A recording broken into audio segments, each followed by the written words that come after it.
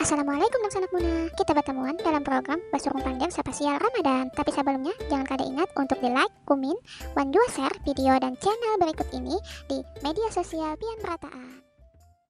Assalamualaikum warahmatullahi wabarakatuh. Sehatan sanak muna. Nah, mudah-mudahan sehat berataan lah. Nah, pian suah lah nonton Power Ranger. Nah, amun pian suah kita seangkatan. Pian ketujuh warna apa? Warna pink, kuning, hirang. Nah, tapi kadang itu pak pembahasan kita tak ada masalah warna tuh. Kita bepandir mengatakanlah Power Ranger tuh kawa mengalahkan musuh, maraga inya berubah. Lamun inya tetap jadi manusia kada kawa baru mengalahkan musuhnya tadi. Jadi harus berubah ya loh. Nah, nangka itu juga sekalinya manusia tuh amun inya kada berubah, inya kada kawa mengalahkan hawa nafsu. Nah, hawa nafsu manusia tuh paling gonol dah.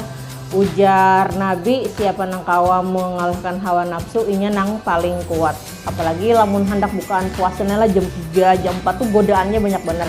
Hendak makan es buah, hendak makan sop buah, hendak makan es krim, hendak makan ini, hendak makan itu. Tapi imbah kita berbuka, mana ada temakan yang kita sambat tadi. Banyu putih, teh es atau teh panas sudah kawa mendinginkan parut kita, memanaskan parut kita yang dingin tadi.